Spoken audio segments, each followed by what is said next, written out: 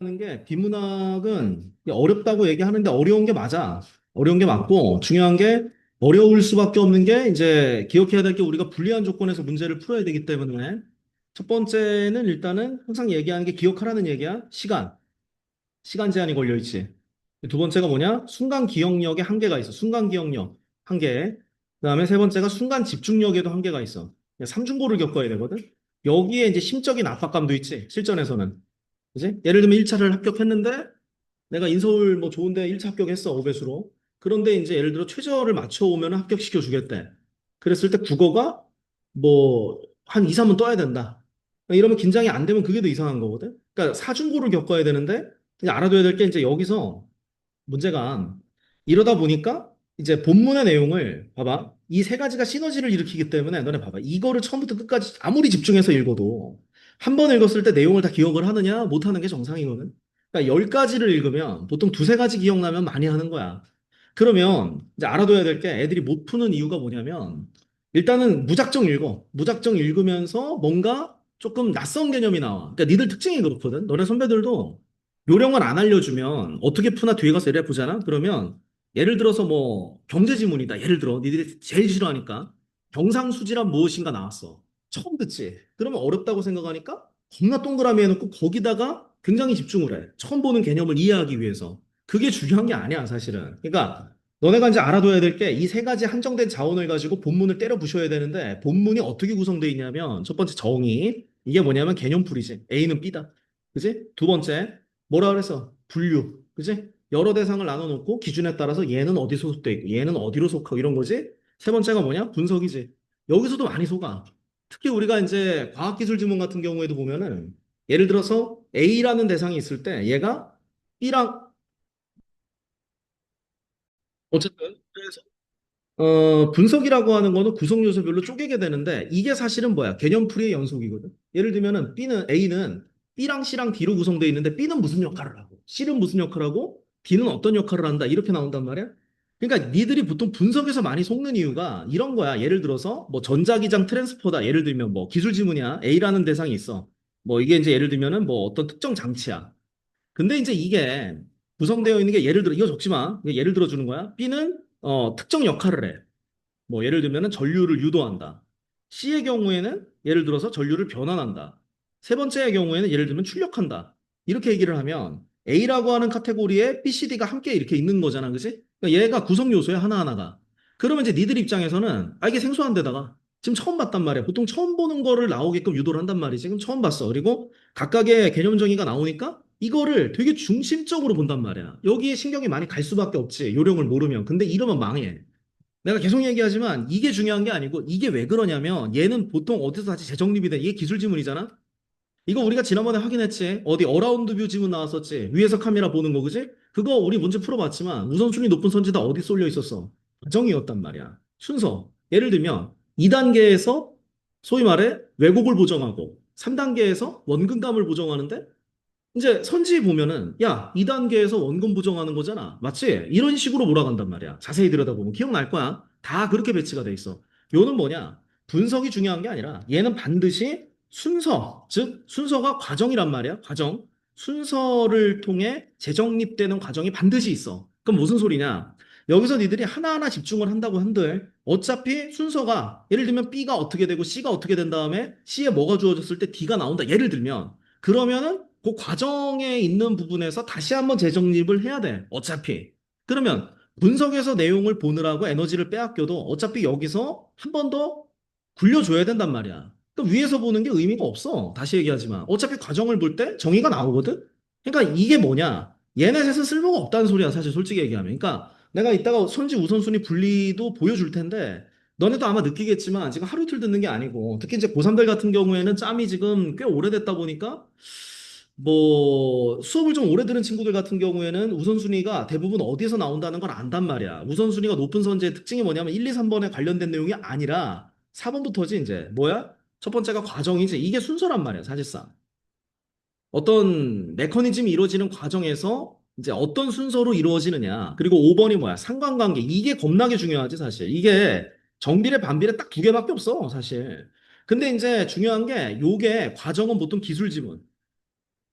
그리고 상관관계가 주로 어디서 많이 나와? 경제지문. 그리고 이제 여섯 번째가 뭐야? 인과관계란 말이야. 원인과 결과지. 이거는 주로 법지문이랑 법, 철학, 인문지문에서 많이 나온다. 그래서 중요한 게 뭐냐면 니들이 보통 인과관계가 나열되는 부분은 속된 얘기로 별로 호불호가 많이 안 갈려. 그러니까 보통 너네가 가장 만만한 지문이 철학이라고 하면 또 이과 애들이 뭐라고 할 텐데 일반적으로는 인문예술 지문이 가장 만만하거든. 네, 물론 이것도 음악 지문쯤 되면 음표 그리는 문제가 나오기 때문에 생소하다고 또 느낄 수는 있지만 일반적으로는 인문예술 지문이 만만하다고 느끼는 이유가 이 네다섯 4번부터 6번까지 중에서 가장 체감 난이도가 낮은 게 인과관계야 사실은. 내 말 이해되냐? 얘가 제일 쉬워. 그래서 얘네가 무난한 거야 인문이. 선생님 저는 철학이 어렵던데요. 자 그건 왜 그러냐면 플락시보 때문에 그래. 내가 인문의 경우에는 좀 친숙하게 들어가는 반면에 철학자들 나오면 개빡치거든 보통 애들이. 예를 들면 해겔 나와 정반합 나와 막 이러면 벌써 보기 싫어. 막 예를 들면은 뭐 데카르트 나와 막 어? 이러면은 보기가 싫다고 벌써 왜 낯설다고 느끼니까. 근데 그거는 기분 탓이야. 내가 계속 얘기하지만. 그러면 예를 들어서 이런 거야. 내가 여기 나오는 기술, 경제, 과학, 철학 이런 게 내용이 중요하지 않다 그랬지. 사실 내용은 뭐다? 내가 항상 기억하라 그랬죠. 허상이야. 그러니까 뭔 소리냐면 공식을 도출해서 적용하면 문제가 항상 나오게 돼 있어 답이. 근데 애들은 뭐라고 착각하냐면 내가 내용이 좌우된다고 생각을 해. 예를 들면 유독 경제지문 싫어하는 친구들 있거든. 경제 풀었을 때 많이 틀려요. 이런 애들 있어. 얘네들은 경제 내용이 어려워서가 아니라 상관관계가 겹쳐질 때 이 사고 처리를 잘 못하는 거야 머리에서. 그것뿐이야. 경제를 몰라서가 아니고 누군 경제를 알아? 솔직히 모른다고 다. 어차피 내용은 낯선 내용이 나와. 그러면 공식을 도출해서 풀면 그만인데 공식이 어디서 4, 5, 6번에 있다고. 그러면 그렇게 틀리는 이유는 뭐냐? 잘 봐. 본문은 지금 1, 2, 3, 4, 5, 6이 같이 섞여 있지. 근데 문제가 니들 보면 이 여섯 가지 내용들을 지금 우선순위가 없기 때문에 니네 보면은 다 중요하다고 보거나 아니면 이제 얘 아니면 여기에 현혹돼가지고 여기에 어그로가 끌려 있어.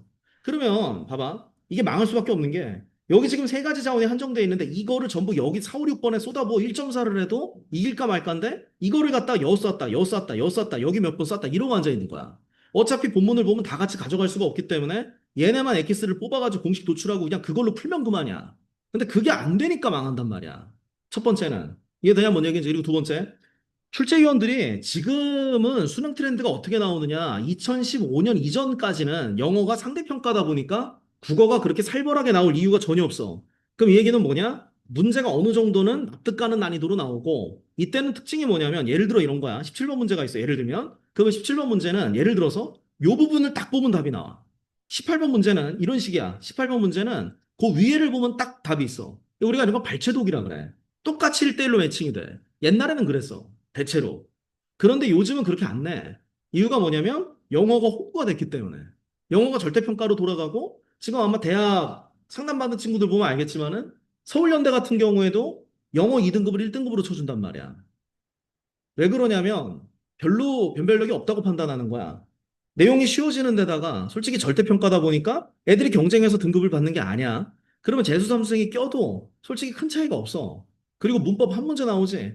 그리고 솔직히 대학 측에서 너네 입시 영어 능력치를 얼마나 고평가하겠어? 솔직히 얘기하면. 독해는 되는데 회화가 한마디도 안 돼. 그리고 니네 외우는 단어의 80% 이상은 외국인들이 실제로 쓰지도 않는 단어들이야. 그럼 쓸모가 없지, 솔직히 지식들이. 까놓고 얘기해서. 아니 뭐 회화해가지고 상대방하고 무자막으로 영어 보고 외국인하고 회화를 해야 되는 거 아니야? 사실 능력치로 따지자면. 근데 그게 되냔 말이야. 12년 동안 영어를 공부하는데 할 수가 없어. 그러니까 별로 그건 고평가하지 않아 이제는. 듣기 평가 없앤다는 얘기까지 나오지 지금. 영어는 점점 간소하죠. 왜냐면 이게 솔직히 선생님 얘기 좀 포퓰리즘 때문인데 영어를 어렵게 만들잖아? 그러면은 서민들이 난리가 나. 왜냐면 부익부 빈익빈 부추기는 거냐? 왜냐면 영어가 어렵잖아? 외국에 나가서 한 10년 살다 와봐. 얘를 어떻게 이겨? 그지? 영국 가가지고 한 5년 이상 살아봐. 얘는 외국인이야, 반 이상. 그럼 얘를 이겨? 절대 못 이기지. 난리가 나. 지금 하면 만약에 영어 어렵게 만든다고 해봐. 피켓 들고 시위할 걸 다들. 그러니까 영어는 이제 어렵게 못 만든다. 수학 있지 않습니까? 수학을 누가 픽업하나? 수학으로 최저 안 맞춰, 대부분. 좀 성당에서도 내신 1점 초반대 나와가지고 의대 가려는 친구들 꽤 있는데 그 중에서 수학으로 맞추는 애들이 한 명도 없어, 지금. 우리 학원에도. 없어. 그러면 수학은 없는 과목 쌤 쳐야 되고. 사회과학 같은 경우에 통합으로 합쳐지니까 앞으로 변별력이 더 떨어져요. 지금 물화생지 다 나눠져 있기라도 하지. 뭔 얘기인지 알겠지? 그러면 암기 과목의 경우엔 존재감이 없고, 그럼 평가원 입장에서 국어를 살벌하게 내는 이유를 이제 알겠지? 국어까지 난이도가 무너지게 되면 답이 안 나와. 그럼 수능이 무용론이 되고, 그렇게 되면 나중에 대학별 본고사가 부활한다. 그러면 어떤 문제가 생기냐면 내가 고대를 가고 싶으면 고대에 가서 고대에서 준비한 시험을 쳐야 돼. 당연히 내용은 개어렵겠지. 예전엔 그렇게 했어. 당연히 더 불평등해지겠지. 이게 답이 안 나오니까 국어의 난이도를 몰빵할 수밖에 없어. 울며 겨자 먹기를 그렇게 해야 돼. 말인즉 말이 길었는데 출제위원들의 목적이 뭔지를 생각해봐. 출제위원들의 목표는 무엇이다? 둘 중에 하나야. 첫 번째, 오답 유발하거나 두 번째는 뭐냐? 시간 지연이야. 맞지? 이래야 된단 말이야. 맞잖아. 목적이 뚜렷해. 그러면 주어진 자료, 주어진 조건이 이렇게 놓여 있을 때 답을 어디다 배치할까? 그거는 뻔하다고. 그럼 이걸 역으로 타고 들어가면 걸러야 될 선지, 먼저 봐야 될 선지 유도하는 거는 일도 아니야. 너무너무 쉽단 말이지. 이해되나 무슨 얘기인지? 자, 봐라. 너네가 알아둬야 될 게 문제 유형별로 선지의 성격이 다르다. 윗글의 내용과 일치하지 않는 것은이라고 나오면 이거는 두 가지 선지가 섞여 있다. 첫 번째는 뭐냐면 단순 사실 확인 선지가 있어. 이게 뭐야? 본문에 정의, 그지? 아까 나왔지? 분류, 분석 관련이요. 그러니까 너네가 본문에서 정의, 분류, 분석을 아무리 눈에 불을 켜고 봐도 단순 사실 선지로밖에는 만들 수가 없으며 여기다가는 정답을 배치할 가능성이 없다는 얘기야, 내 얘기는. 이거는 우리가 무작위로 문제를 뽑아가지고 다 적용해봐도 거의 유사하게 나오지. 지금 문제 랜덤하게 갖고 오거든? 지금 니들이 보고 있는 건 옛날에 나온 수능 문제 2023학년인가 1학년도 수능일 거야, 실제. 이전에는 뭘로 했다? 수능 특강으로 했지. 랜덤하게 가지고 와도 다 적용이 돼. 이해되냐? 무슨 얘기인지. 왜냐하면 너무 당연한 얘기니까. 두 번째 어떤 선지 있어? 전제 관련 선지가 있다. 전제 관련 선지의 경우에는 아까 전에 우리가 봤던 본문의 모시기, 인과, 상관, 그 다음 뭐야? 과정, 관련이란 말이야. 뭔 얘기인지 알지? 1번 봅시다. 용찬아, 너 이거 할 수 있을 것 같은데? 이거 단순 사실이야? 아니면은 전제 관련이야? 그렇지. 이게 바로 나오잖아. 어? 이거는 갖다 버려야 될 선지지. 있어, 없어? 이 얘기거든? 단순 사실이지. 버려야지. 왜? 여기다가 누가 답을 배치해? 솔직히, 너들이 출제위원이면 여기다가 답을 넣고 싶냐? 이거 솔직히 머리를 안 써도 되거든? 천하제일 단어 찾기 대회야. 왜? 청구권이라는 단어 찾아서 근처에 읽어보면 긴지 아닌지 금방 나와. 두 번째, 절차법에 강제 집행제도가 있어. 자, 이거 단순 사실이야, 전제야. 그렇지. 1, 2번은 죽여버리고 시작을 해야지. 이건 단순 사실이다. 그럼 우선순위가 아니겠지. 제끼고 들어가야 돼. 그러면 내가 항상 얘기하지. 실전에 들어갔을 때 제일 좋은 건 뭐냐? 단순 사실을 제끼면서 동시에 우선순위가 높은 선지를 도출해 그거부터 핀포인트로 보는 게 가장 좋아. 근데 그거는 언제 정도의 시간이 그게 이루어져야 된다 그래서 문제를 보는 순간 5초에서 10초 내로 돼야 돼. 사실은. 그게 안 되면 걸러지기라도 해야 돼. 1, 2번을 제껴야 되겠구나. 이 정도? 그러니까 제일 좋은 건 찾아내는 거지. 3번 봐봐. 결론이 있지. 결론이 어디 있어? 법률 효과가 발생하지 않는 거지. 그럼 법률 효과의 발생 여부에 영향을 미치는 요소가 뭐야? 전제 조건 들어가지. 뭐야? 법률 행위야. 그러네. 법률 행위가 원인. 법률 효과의 발생이 결과, 인과관계가 들어가지. 이거 본문에 뭐야? 조건부로 들어가 있겠지. 전제가 몇 개? 한 개. 이건 눈여겨봐야지. 1, 2번에 비해서 3번이 중요도가 10배 이상. 나 같아도 여기다 숨겨. 1, 2번보다는. 4번, 법원을 통해 물리력으로 채권 실현이 가능함. 단순 사실이지. 5번, 얘들아, 계약이 무효인데 어떨 때 무효야? 실현 불가능한 것. 그럼 실현성 여부가 계약 성립에 영향을 미치겠네? 전제가 있네? 그럼 3번 아니면 5번에 정답이 있을 가능성이 90% 이상이겠네? 이해되냐? 뭔 얘기인지. 그리고 1, 2번은 제끼고 들어가야 돼. 오케이? 그러면 1, 2번하고 4번도 제껴야 되겠지. 그러면 실전에 들어갔을 때는 제끼는 게 문제가 아니고 3, 5번을 먼저 보는 게 더 우선이야, 사실은. 근데 그렇게 안 되면 차선책이 뭐야? 1, 2번이라도 아니면 4번까지 다 제끼면 좋겠지만 뭐 세 개 중에 한두 개라도 제끼고 들어가면 그래도 반은 먹고 들어간다. 이렇게까지 하는 이유는 뭐라 그랬어? 너네 문제 하나 푸는데 니들한테 주어진 시간이 58초에서 1분 한 10초 내외다. 10초 내외. 이거를 넘어가잖아? 그러면 제로섬 게임이라 그랬지. 이거의 시간을 1, 2분을 더 허비하면 뒤에 두세 문제를 못 풀어. 결국 찍어야 되거든. 그러니까 이 얘기는 뭐냐? 이 문제가 니들한테 거리를 좁히는데 걸리는 시간이 58초 남짓이고 니들이 그 안에 이 문제를 만신창이를 만들어서 한두 개 정도를 빼놓고 상대를 해야 니들한테 승산이 있어. 이게 만약에 얘네가 사지육신 멀쩡한 상태로 니들한테 딱 거리를 좁히면 어떻게 된다? 너네가 그냥 찢겨나가. 내가 계속 얘기하지만 상대방은 니들에 대해서 데이터가 있어. 너네가 3학년이 되지? 그러면 니네가 1학년을 거쳐서 2학년을 거쳐 3학년이 되는 과정에서 풀었던 모든 모의고사, 너네가 접했을 법한 사설모고 다 수집해. 그래 가지고 가서 숙소에서 넉 달 동안 그거를 분석을 해서 그 내용을 다 피해서 내게 되어 있어. 그리고 얘네들은 니들이 3년 동안에 시험을 볼 때마다 데이터가 남아있지, 정답률이, 그지? 얘네가 요번 기수 애들이 어느 부분에서 약하고 강한지를 다 알아, 벌써. 그럼 거기에 맞춤식으로 함정을 파놓고, 심지어 문제 풀 때 답이 두 개로 보인다는 친구들이 있거든, 계속. 그게 왜 그러냐면, 하나는 진짜 답이고, 하나는 오답이다 그러면, 이게 니들이 덜 떨어져서 그런 게 절대로 아니고, 조금 잘못 읽었을 때, 답으로 이렇게 보일 수 있겠구나 싶은 걸 일부러 심어놔. 함정까지 만들어놔. 그럼 상대방은 다 준비가 되어 있는 상태에서 니들에 대한 어느 정도의 정보도 있고 어떻게 하면 어렵게 할 수 있다는 걸 알고 있는 상태에서 다 이거를 만들어 놓고 기다리고 있어. 그럼 니들이 제한 시간 이거 본문 보는데도 1분 15초거든? 2분 넘어가면 망해. 이거 보고 난 다음에 문제를 푸는데 쉽게 말하면 이런 준비가 하나도 안 돼 있고 피지컬로 풀겠다. 이러면 다 찢겨 나가는 거야, 진짜로. 이해되냐, 뭔 얘기인지. 그러니까 상식적으로 생각을 해도 내신보다 수능이 한 100배는 더 어렵거든? 당연하잖아, 이거는. 문법만 하더라도 내신에서 니들 의문 하나만 나도 사경을 헤매는데 수능은 의문, 형태소 단어, 문장, 그 다음에 중세까지 다 나와. 시험 범위가 5배야. 그러면 내신 몇 달 준비해? 대략 2달 남짓 준비하지? 많이 준비하면? 수능은 거의 준비를 안 해. 이러니까 개 털리지, 맨날. 이해돼요, 뭔 얘기인지? 그러니까 너무 당연한 진리거든? 이런 준비를 하고 들어가야지 승산이 있어. 내가 계속 얘기하지만. 17번 봐봐. 이건 우리가 도식화 문제라고 하는데 이런 경우에 기억 니은이면은 단일 대상이고 가나다면 문장이야. 요거는 적용이 안 되는데 얘들아 근데 상식적인 선에서 접근해 봅시다. 기억 니은에 대해서 니들이 얼마나 이해하는지를 보는 건데 1, 2번 봐봐. 기억과 니은에 대한 이해를 각각 물어보고 3번부터는 변수가 2배로 늘기 시작하지. 몇 번부터 봐야 되겠어 상식적으로. 3, 4, 5번을 먼저 보는 게 국룰이지. 이거 1, 2번은 나중에 보시란 말이야. 적용은 안 되지만. 왜냐면 17번은 쉬운 문제야. 어디에 비해서 쉬운 문제다? 18번에 비해서 쉽고 19번에 비해서 훨씬 쉬운 문제야. 이해되나 무슨 얘기인지?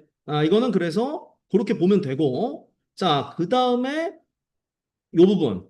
다는 누가 봐도 문장인데 올라가 봅시다. 진짜 그런가? 문장이지? 얘 봐봐. 결국 체문은 이행불능이 되었다. 문장이잖아. 내려가 봅시다. 자, 이 경우에 어떻게 하면 된다? 전제를 찾아내면 되겠지? 최종 결론 어디 있어? 1번 봐봐. 맞지? 2번은 맞지? 3번은 그렇지? 4번은 5번은 감이 줄근 이유가 있어. 1번 봅시다. 노란색 결과에 도출되기까지 고려해야 될 게 몇 개지? 봐봐. 의뢰 과실이지, 원인. 이걸로 인해 이행불능대치 결과. 이행불능대치 원인. 그 다음에 어떻게 됐어? 갑의 계약 해지권이 발생했지? 원인, 결과. 하나. 원인, 결과. 하나. 몇 개? 전제 몇 개? 2개지. 전제 몇 개? 2개다. 2번 봐봐. 갑이 매매 목적이 된 재산권 이전을 받을 수 있대. 뭐 해야 돼? 뭐가 필수 조건이야? 소재기지. 소재기가 원인이 돼야 뭐가 되니? 재산권 이전이 가능하다는 얘기 아니야. 전제 몇 개? 한 개. 전제 한 개. 자, 원상회복 청구권을 행사를 하면 그림의 소유권이 회복이 되지. 전제 몇 개? 응, 한 개. 4번. 실현 불가능한 내용을 체결했기 때문에 무효가 됐어. 전제 한 개. 얘들아, 5번 잘 봐봐. 의리가백의 그림회를 인도하는 건 불가능. 어른 채무불이행에 대한 책임을 지지 않음. 어떨 때? 왜? 뭐 땜시? 있어? 없지. 이건 뭐겠어? 전제가 없지. 이건 단순 적용이라고 하지. 왜냐하면 가해 상황에 대한 설명이니까 단순 사실이라고는 안 하지만 단순 적용만 2개일 뿐. 그러면 이거는 최악의 선지가 된단 말이야. 이게 만약에 위에 있었어도 보면 안 돼. 여기다가는 답을 배치할 이유가 없다는 얘기지. 그러면 뭐가 1순위야? 그냥 1번이 1순위고 나머지 쪼르리 2순위인데 2순위 이렇게 많이 나오면 의미가 있냐? 사실 1번이란 소리지 그냥. 너무 속보이잖아. 5번은 아니겠지. 이거는 그냥 단순하게 해석만 하고 있는 거고 아무런 이 고려해야 될 전제 조건이 하나도 없는데 이렇게 나오는 이유는 내가 계속 얘기하지만 보이는 거랑 달라서 2, 3, 4번에 비해서 1번이 맞는지 아닌지를 판단할 때 니들의 에너지가 2, 3, 4번에 비해서는 2배 이상 들어가 1번이. 그럼 여기다 숨길 거란 말이지. 뻔한 거 아니야. 얘네가 물건 숨기고 싶은데 방이 3개짜리 집이 있고 10개짜리 집이 있어. 어디다 숨길 거야? 멍청이가 아니면 후자 아니야? 출제위원들도 똑같아. 심리가 그렇거든. 예를 들어서 은행에다가 사람들이 걸리는 덫을 만들어 놓고 한 명 걸릴 때마다 니네 계좌에 10,000원씩 입금된다고 생각을 해봐. 그럼 최대한 많이 입금을 받아야 되겠지? 그러면 오른손잡이용 덫을 놓을 거야? 왼손잡이용 덫을 놓을 거야?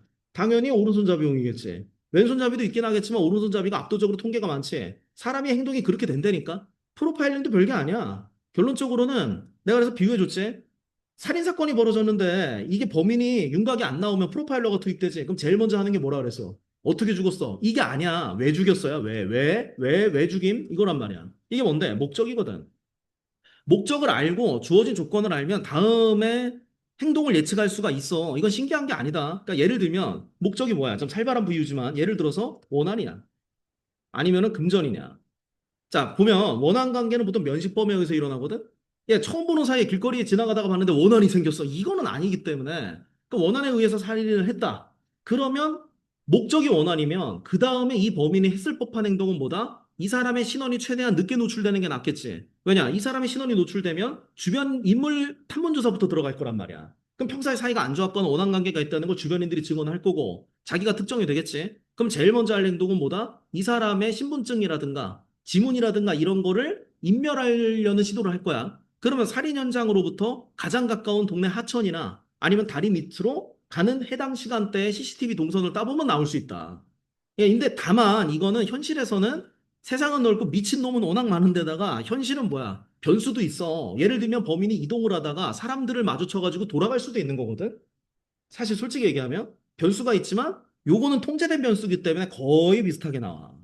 이해되냐? 그러면 우선순위 안에 거의 답이 있어. 근데 내가 또 이렇게 얘기한다고 시간 배분 다 말아먹고, 야, 이거 도저히 시간이 안 나가지고 우선순위로 찍었더니 많이 맞았습니다. 이런 놈들 분명히 나오는데, 있어. 작년에도 되게 많았는데, 그러면 반성을 해야 돼. 이건 어디까지나 선제 타격을 하고 알려주는 거지, 이거를 최후의 발악을 하듯 써먹으면 안 된다고. 아니, 물론 진짜 시간이 막 5분, 10분 남았는데, 문제 20문제 남았고 마킹도 안 돼 있으면 이렇게 하는 게 맞지만, 애초에 그렇게 되지 말라고 알려주는 거란 말이야. 이미 판이 그렇게 됐다는 거는 아사리 판이 된 거야, 이미. 망한 거라고. 그러니까 그렇게 되면 안 돼. 뭔 얘기인지 알겠어? 너네가 45개 마킹하는 게 생각보다 까다로워요. 이게 내신보다 마킹 많이 해야 되거든. 그러니까 제일 많은 괴담이 뭐야? 수능 국어 딱 보고 나는데 마킹 딱 보니까 46개야. 종치기 직전인데. 44개야. 이게 괜히 나온 괴담이 아니야. 마킹하는데 2분은 들어가. 점검도 해야 되거든. 그 다음에 야, 예를 들면 이런 거야. 이거 19번 문제 봐봐. 3점짜리지? 이런 문제 특징. 1분 내로 답이 안 나와. 맞지? 그럼 어떻게 해야 되느냐? 무한정 붙들고 있으면 망한다. 1분 넘어가기 시작하면 너네 선배들 보면 탁상용 시계 올려놓고 문제 푸는 거 많이 봤을 거야. 그게 왜 그러냐면 시간이 알고 싶어. 그게 아니야. 그게 아니라 문제를 풀 때 실시간으로 내가 어느 정도 시간을 소요하고 있는지를 보겠다 이거야. 이해되냐? 1분 12초 넘어가지. 그럼 별표 쳐놓고 넘어가야 돼. 그럼 내가 제일 많이 듣는 얘기가 선생님 그럼 여기까지 생각해 놓은 게 까먹을 수도 있지 않습니까? 갔다 오는 동안 까먹을까 봐 걱정됩니다 했는데 그래도 가야 돼. 갔다 와야 돼. 그러면 갔다가 와야 될 거 아니야. 올 시간이 없이 죽으면 안 될 거 아니야. 그지? 뭔 얘기인지 알겠어. 예를 들면 정말로 운이 좋으면 1분 만에 답이 두 개 중에 하나는 있는 것 같다 정도는 나오겠지만 그게 아니면 아예 감을 못 잡을 때가 있거든. 그래도 넘어갔다가 와야 돼. 그러려면 뭐야? 점검하는데도 3분은 필요하다. 이 3분이라고 하는 시간은 한 번에 풀 수가 없는 문제를 다시 와서 풀 수 있는 최소의 소요 시간이야. 그러면 마킹 2분, 그지? 그 다음에 다시 푸는 시간 3분이야. 그 5분은 빼놔야 돼, 따로. 그럼 몇 분 남아? 75분 남지. 내 말 이해되냐? 그래서 지금 고3들 기준하고 그 밑에 학년들 기준이 다르다. 지금 고3들은 더 심각해. 얘네는 더 불쌍한 게 뭐냐면 시험이 잘못 설계가 돼 있어. 이게 뭔 소리냐? 지금 예비 고이들 같은 경우까지는 입시제도가 다시 바뀌니까 문학하고 비문학이 딱 밸런스가 좋아. 30문제가 나와. 그리고 맨 앞에 뭐 나와? 지금 뭐고 보면 화장문 나오지? 몇 문제? 15문제 나오지? 선배들은 안습한 게 뭐냐? 문학, 비문학이 미친 새끼들이 이거를 갖다 34문제를 깔아놨어. 감이 좀 오지? 야, 화작문이 어려워. 문학, 비문학이 어려워. 이거는 말할 필요도 없지 않아? 근데 화작하고 엄매를 쪼개놓더니 이거를 11문제를 배치해놨네? 그러면 쉬운 문제가 줄어들고 어려운 문제가 늘었잖아? 시간 배분은 그대로야. 80분 준다고. 이러니 환장을 하지. 시험 설계가 아예 잘못돼 있어. 그래서 지금 시스템이 가장 최단기 시스템이야. 금방 바뀌고 있거든, 지금? 이렇게까지 금방 바뀌진 않아. 왜? 본인들도 실패한 걸 알기 때문이야. 이해되냐? 예전에 똥망한 게 하나 더 있었는데 국어 A형, B형 있었던 시절이 있어요. 국어 A형, 국어 B형. 이게 뭔데? 이과 애들을 위해서 쉬운 국어 A, 문과 애들을 위해서 어려운 국어 B. 이래가지고 두 개로 나눠놓은 거야.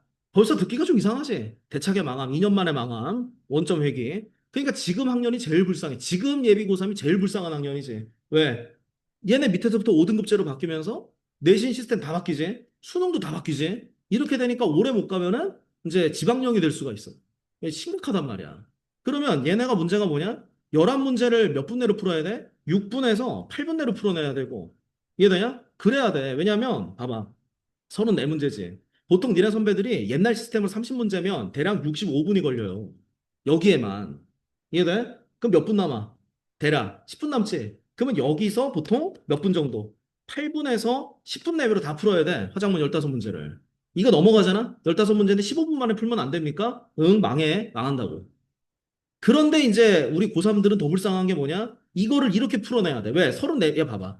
65분인데 네문제 추가됐어. 그러면 말도 안 되지만 한 문제 1분씩 풀었다고 치자. 69분이지. 그럼 넉넉 잡아 몇 분이야? 70분. 숨이 턱턱 막히지, 이제.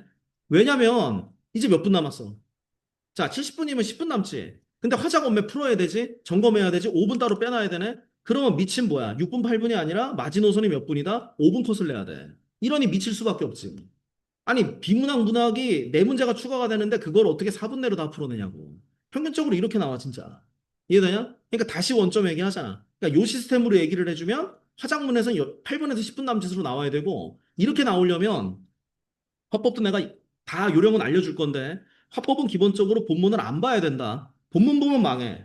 이게 달라, 문제 푸는 요령이. 비문학은 봐야 돼. 화작은 기본 스탠딩이 문제를 펼쳐놓고 시작을 해야 돼, 사실. 본문 보면 망한다고. 그리고 문법은 어떤 정도가 돼야 돼? 보는 순간 답이 나와야 돼. 진짜 농담이 아니고.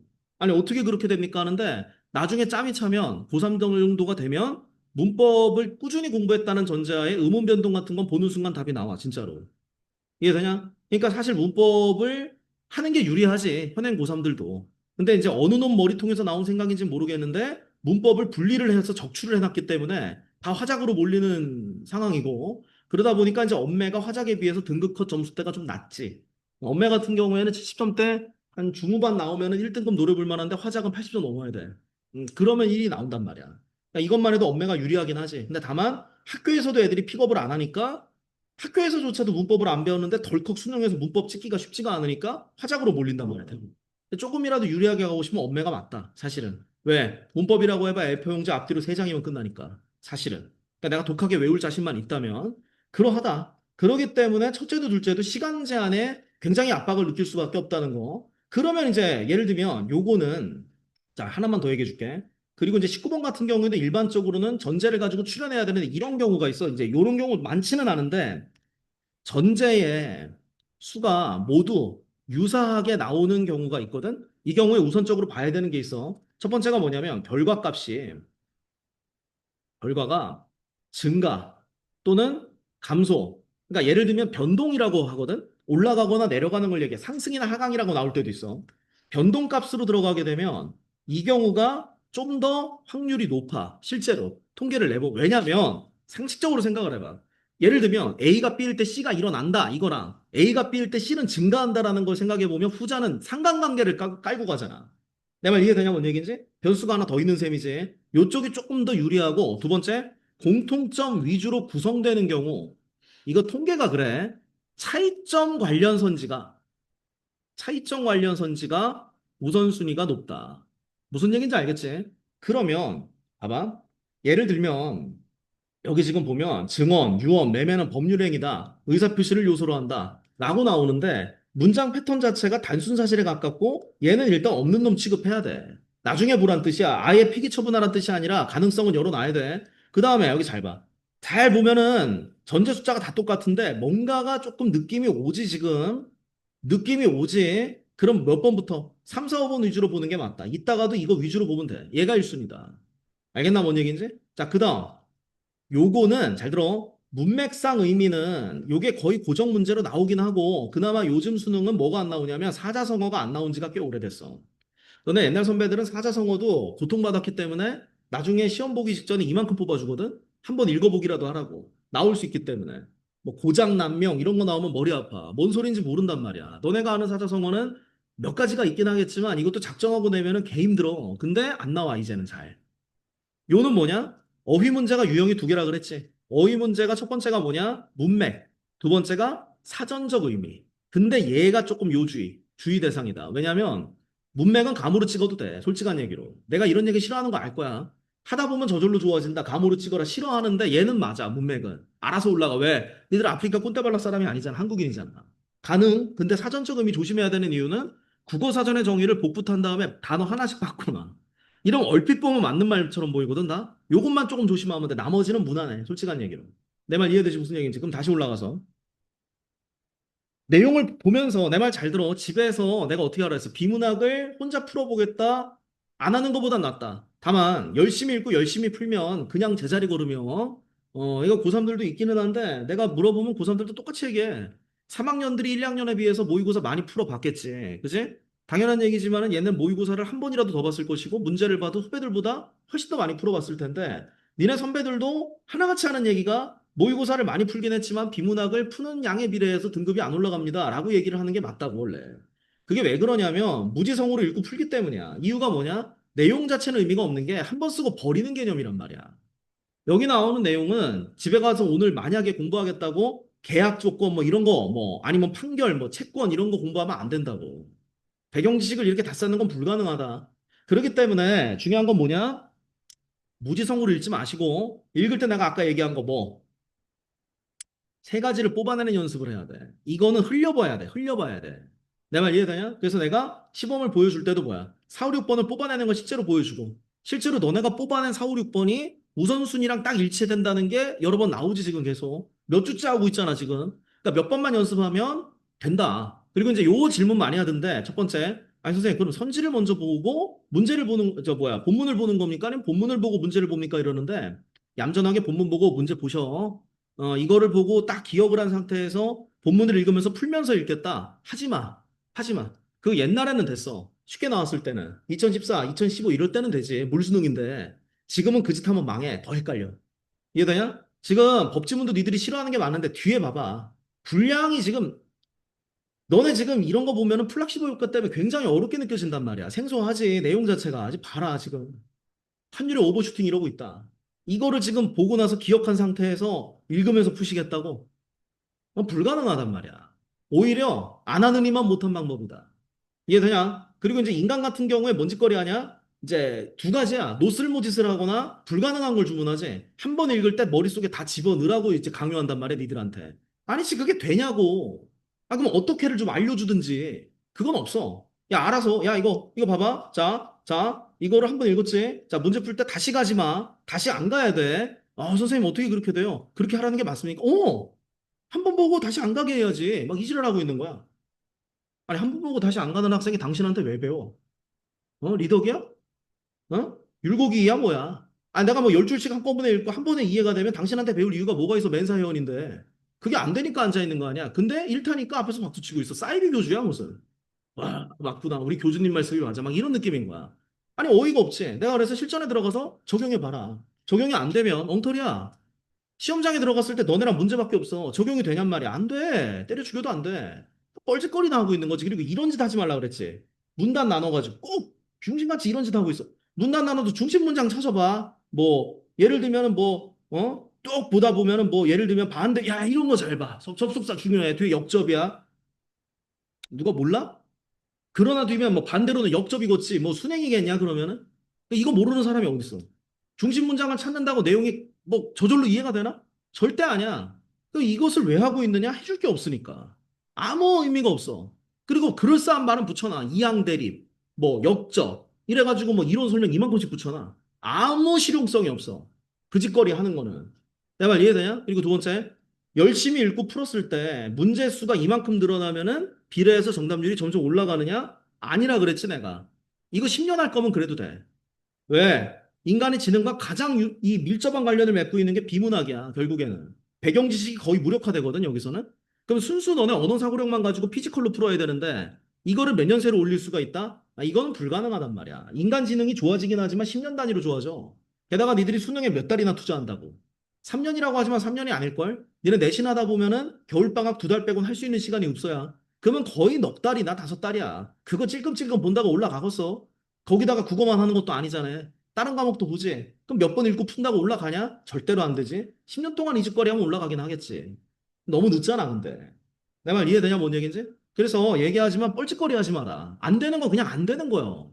내가 비유해주지? 임진왜란 터져가지고 외놈들이 칼 들고 들어오는데 얘네들이 200년 동안 전국 지대로 지들끼리 푹직푹직 하고 와가지고 다 6살 때부터 칼 잡고 있던 애들이야. 그럼 조선군은 다 농민이야. 야, 전쟁 났대. 일로 와봐. 깃발 세워놔. 창 하나씩 들려줘. 이제 군인이요. 싸워. 이런 식이란 말이야. 그럼 칼전으로 붙으면 어떻게 돼? 다 뒤져. 야, 이걸 가지고, 야, 안 되는 게 어딨어. 열심히 노력해. 그러면 이길 수 있어. 맞아? 이순신 장군이 왜군 쳐들어가는데 군사들한테 칼전 연습 시켰으면 조선은 200년 만에 망했어. 안 되잖아. 안 되니까 어떻게 해야 돼? 얘네가 붙으면 어떻게 돼? 붙어서 만약에 기어 올라왔어. 한 놈이라도. 그럼 어떻게 된다? 혼자 칼로 무쌍 찍고 앉아 있어. 다 죽어. 진짜. 그러니까 뭐야? 붙기 전에 만신창이를 만들어 놓고 들어와야 될 거 아니야. 그러려면 적의 기동성을 묶든가 우리의 강점을 극대화해야 될 거 아니야. 그래서 이긴 거란 말이야. 안 되는 건 안 되는 거야. 이해되냐? 뭔 얘기인지. 이거를 순수 피지컬로 찍어 누르겠다? 안 돼. 니들 그게 될 것 같았으면 내신을 눈 감고 풀어도 만점이 나와야 돼. 상대는 수능이 안 돼, 어차피. 안 되는 건 안 돼. 그럼 뭐야? 살 수 있는 길을 택해야 된다. 우선순위 추려내는 게 얍삽해 보이냐? 야, 실전에서 그딴 게 어딨어? 살고 봐야지. 이기고 봐야 될 거 아니야. 순수 피지컬로 다 맞든, 우선순위 추려가지고 얍삽하게 풀어서 다 맞든, 결국에 세상은 똑같이 봐준다니까? 내 입장에서는 공교육도 아니고, 니들 뭐 돈하고 시간 투자해서 앉아있는데 결과를 돌려줘야 될 거 아니오. 아니, 이거 무작정 니들 열심히 읽고 풀고 내가 내용 정리해주면 언젠간 올라갈 거야잉? 이렇게 얘기하면 안 된다고. 이렇게 무책임한 사람이 어딨어. 얘기했지만 낙관론자는 세상을 조져놓는다. 결국에 성공할 수 있는 건 비관론자야. 안 된다는 전제를 깔고 거기서 절망하는 게 아니라 대책을 찾아야 살 수가 있다고. 본문 봐라. 자, 그리고 문제집 뭐 사냐고 많이 물어보는데 사지 마. 문제집 사지 말고 달라 그래, 차라리. 너네 그 시중 가서 문제집 블랙라벨이니 뭐니 사지? 그 옛날에 나왔던 6월 모고, 뭐 3월 모고, 옛날 수능 다 모아놓은 거야, 그냥. 그 자료 나한테 다 있어. 수만 문제 있으니까 그거 저기 그냥 무료로 받아가고 그 저 뭐야 그 문제집 사는데 쓸 돈 있으면 치킨 사 먹어. 그게 차라리 나. 괜히 돈 갖다 버리는 거요. 자, 내용 본다. 사람은 살아가는 동안 여러 약속을 한다. 계약도 하나의 약속이다. 하지만 이것은 친구와 뜻이 맞아 주말에 영화 보고 가자는 약속과는 다르다. 일반적인 다른 약속처럼 계약도 서로의 의사 표시가 합쳐야 성립하지만 이때 의사는 법률 효과의 발생을 목적으로 한다는 차이가 있다. 한 예로 매매 계약은 팔겠다는 한쪽의 의사 표시와 사겠다는 상대방의 의사 표시가 합쳐야 성립하며 매도인은 파는 사람은 매수인, 사는 사람에게 매매 목적물의 소유권을 이전해야 될 의무를 진과 동시에 매매대금의 지급을 청구할 권리를 갖는다. 반대로 매수인은 매도인에게 매매대금을 지급할 의무가 있고 소유권의 이전을 청구할 권리를 갖는다. 양 당사자는 서로 권리를 행사하고 서로 의무를 이행하는 관계에 놓이는 것이다. 왜 읽고만 있느냐? 개쓸모 없거든. 이거는 문제 푸는데 아무 도움이 안 돼. 여기서 지금 다 정의밖에 안 나왔거든?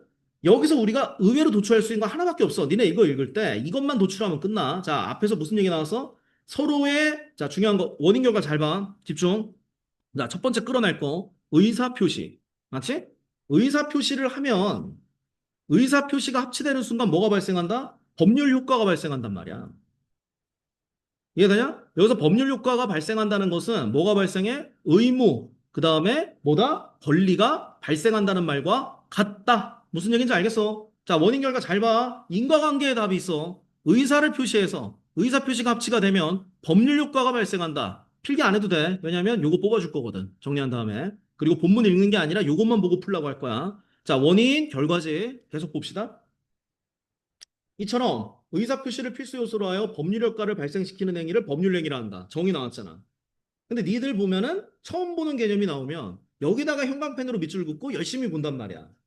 여기다가 에너지 낭비하면 안 돼. 자, 계약은 법률행위 일종으로서 당사자에게 일정한 청구권과 이행의 의무를 발생시킨다. 자, 청구권을 내용으로 하는 권리는 채권이며 정의지. 그에 따라 이행을 해야 될 의무는 채무이다. 따라서 채권과 채무는 발생한 법률 효과가 동전의 양면 마냥 서로 다른 방향에서 파악되는 것이라고 할 수 있다. 채무자가 채무의 내용, 자, 중요한 거. 그러면 용어를 바꿔줍시다. 의무를 뭐라 그래? 채무. 그지? 권리는 뭐라 그래? 채권. 그래서 채라는 말은 어떤 뜻이냐면 요건 니들 알고 있으면 조금 도움되는데 특정인에게만 행사할 수 있다는 뜻이야. 그럼 채무는 뭐야? 특정인에게만 지는 의무. 채권은 뭐다? 특정인에게만 가질 수 있는 권리지. 예를 들면 A가 B에게 돈을 빌렸어. 그럼 B는 돈을 받을 수 있는 권리가 있는데 C한테 가서 갚으라고 할 수는 없잖아. 이게 채권이야. 근데 비슷한 권리로 이제 요건 배경 지식인데 물권이라는 게 있어. 물권이 채권의 상위 호환이다. 물권은 누구에게나 주장할 수 있어. 단 문제가 뭐냐? 물권은 이걸 위해서 필요한 게 뭐냐? 정보 공개가 필요해. 뭔 소리냐면 돈을 빌려주고 특정인에게만 받을 수 있지만 서희가 예를 들면 건물주야. 그럼 이 건물에 대한 소유권은 누구에게나 주장할 수 있거든. 단 그러려면 이 건물이 서희 거라는 걸 누구나 알 수 있어야 돼. 그래서 법원이 등기부라는 제도를 이용해서 건물 등기부를 띄워보면 누구나 제한 없이 이게 누구 거고 심지어는 저당이 얼마나 잡혀 있고 어디에 빚이 얼마 있고 다 나와. 그러기 때문에 행사가 가능한 거야. 요걸로도 모의고사 지문이 나온 적이 있어. 그래서 내가 얘기해 준 거고 다 필요 없다. 근데 여기서는 이것만 알면 돼야. 자, 계속 봅시다. 여기 지금 보면 채무자가 채무 내용들을 이행하여 채권을 소멸. 자, 오케이. 그러면 채무 채권이 발생했을 때 이것이 알아? 채무가 이행됐어. 채무가 이행된다는 말은 뭐다? 이꼬르. 이꼬르. 자, 채권이 실현되는 것이지. 채무를 이행함으로써 채권은 실현된다. 반대 개념이잖아. 자, 이렇게 되면 어떤 일이 벌어진다? 결국에 변제가 일어난다. 변제가 뭔데요? 계약 완료. 이해되냐? 원인 결과 나왔지? 응, 변제. 변제 완료. 됐네? 이게 뭐야? 변제라고 하는 것은 계약 완료다. 오케이. 인과관계만 잘 보시라고. 법지문은 어렵지 않아. 인과관계만 파악하면 돼. 니들이 법지문 어렵게 느끼는 사람들은 내가 예를 들어 봐봐. 철학 지문은 잘 푸는데 인문 예술은 잘 푸는데 법지문이 어렵습니다. 아 이건 플락시보 효과야 진짜로. 왜? 근본 원리는 똑같아. 알겠나? 자 여기까지. 자 계속 봅시다. 갑과 을은 을이 소유한 그림 A를 갑에게 매도하는 것을 내용으로 하는 매매 계약을 체결했다. 을의 채무는 그림 A의 소유권을 갑에게 이전하는 것이다. 동산, 반대는 부동산. 움직일 수 없는 거. 건물이나 땅. 그림은 움직일 수 있으니 동산이겠지. 계속 봅시다. 물건의 소유권을 이전하는 방식은 그 물건을 인도하는 것이다. 그냥 주는 거지. 갑은 그림 A가 너무나 마음에 들어서 인도받기 전에 대금 금액 전액으로 지급했다. 그런데 갑이 아무리 그림의 를 넘겨달라고 청구해도 을은 인도 뭐지 미친놈인가? 아, 돈은 받았어. 그림을 안 줘. 모임? 자, 이런 경우 갑이 사적으로 물리력을 행사해 해결하는 것은 금지된다. 응? 그러니까 얼핏 생각하면 내가 돈 줬잖아. 그림 안 줘? 그럼 내가 이제 잠입해서 그림을 이렇게 내가 가지고 오면 되나? 이거 안 된다는 거지. 아, 이러면 불법이 된다는 얘기야. 뭐지? 그럼 어떻게 해야 되지? 자, 중요한 거. 자, 지금 가정이 들어갔지? 오케이. 그러면 채무가 일행돼서 채권이 실현되지만 만약에 이것이 자 예를 들면은 불발됐어. 자 채무 이행이 제대로 되지 않았어. 자 쉽게 얘기하면은 실현되지 않았는데 조금만 더 봅시다. 이게 어떻게 돼서 그런가? 자 채권의 내용은 민법과 같은 실체법에서 규정하며 강제 실현할 수 있도록 민사 또는 민사집행법 같은 절차법이 있다. 갑은 소를 제기야. 오케이. 그러면 중요한 게 상대방이 안 주는 건 상대방 과실이지. 자, 중요한 게 상대 과실로 불발됐어. 이러면 자 원인 결과 잘 봐. 별도야 이거는. 상대의 과실로 불발이 되면 자 뭐를 제기해야 된다? 소제기를 해야 돼. 그냥 가져오면 안 된다 이 얘기야. 소제기. 그러니까 정확하게 상대 과실로 불발이라기보다는 상대 의무 이행 불능이지. 쉽게 얘기하면 상대가 의무를 이행하지 않아. 그럼 소를 제기해야 돼. 소를 제기하면 뭐를 받게 된다? 판결이라는 걸 받겠지. 오케이? 아, 그럼 끝난 겁니까? 아니야. 그렇게 간단하지 않아. 좀만 더 봅시다.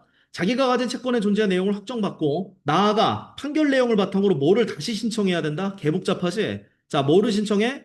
강제 집행을 신청한다. 이러면 강제로 받을 수 있어. 자, 강제 집행, 강제 집행 신청. 이러면은 강제력으로 계약이 성립될 수 있도록 공권력이 도와준다. 자, 무슨 얘기인지 알겠지? 계속 봅시다. 그런데 조금만 더 보자. 강제 집행은 국가가 물리적 실력을 행사하여 채무자 의사에 구애받지 않고 채권의 내용을 실현시켜 채권이 실현되도록 하는 제도이다. 을이 그림회의를 넘겨주지 않은 까닭은 갑으로부터 매매 대금을 받은 뒤에 을의 과실로 불이나 그림회의가 없어졌기 때문에 야 사고 쳤지. 그림 이었던 것 잿더미 다 탔어. 야 이거 못 준단 말이야. 자 채무는 이행불능이 되었다. 소송을 하더라도 불능 내용을 이행하라는 판결은 나올 수 없다. 그렇지. 예를 들면은 판사님이 분명히 이렇게 되면 야, 너 그림 줘. 이렇게 나올 거야. 근데 불타는데요? 이러면 야, 불타면 단가 만들어 놔. 조각 모음 해놔. 누더기 골렘 해놔. 뭐 이럴 수는 없단 말이야. 미친 것도 아니고. 오케이? 그렇기 때문에 그림 A의 소실이 계약 체결 전이었다면 실현 불가능한 내용을 담고 있기에 무효이다. 자, 인과관계 또 나왔네? 자, 여기까지가 두 번째 덩어리였고 니네 이해를 해야 되는 세 번째 덩어리 봅시다. 자, 결국에는 뭐냐? 실현 가능성 여부가 자, 실현 가능성 여부가 계약 성립 뭐에 여부에 영향을 미치는 게 맞지? 계약 성립 여부에 원인 결과로 작용하는구나. 하나 확인했어. 계속 봅시다. 이때 채무불이행은 갑이나 을의 의사표시가 작용한 것이 아니라 매매 목적물이 없어진 것에 따른 이행불능으로 말미암은 것이다. 이런 사건을 통해서도 법률 효과가 발생한다. 채무불이행에 대한 책임은 갑으로 하여금 계약을 해지할 수 있는 권리를 갖게 한다. 자, 중요한 거. 이제 마지막인데 이것이 원인 결과로 작용한다는 거 우리가 파악을 해서 별도의 덩어리요. 자, 마지막인데 자, 봐라. 결국에 채무자 과실이 원인이 돼서 이행이 불능됐어. 계약이. 이렇게 되면 자, 이걸로 인해서 뭐가 발생하느냐? 인과관계 잘 보셔. 뭐가 발생하느냐? 자, 여기 지금 보면은 법률과 발생하는데 뭐가 발생해? 쭉 보다 보면 계약 해제권. 그지? 오케이. 그러면 이행이 불능됨으로 인해서 뭐가 발생한다? 계약 해제권이 발생한다. 음. 그러면 발생하면 뭔데? 자, 계약 해제권을 행사했어. 그러면 계약이 무효가 돼. 오케이. 여기서 중요한 거. 자, 요 과정. 요 과정에서 계약 해제권이 발생해서 이걸 행사하는 순간 이걸로 인해서 계약이 무효가 되는데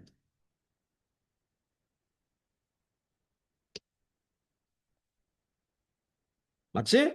문제가 이 과정은 상대방의 동의가 필요 없다 그 소리야. 자, 한마디로 얘기해서 과실을 범한 사람의 과실자 동의 필요 없다. 조건 들어가지? 필요 없어. 이런 걸 우리는 뭐라고 하느냐? 단독행위라 그래. 뒤에 나오겠지? 자, 계속 보면 나오네.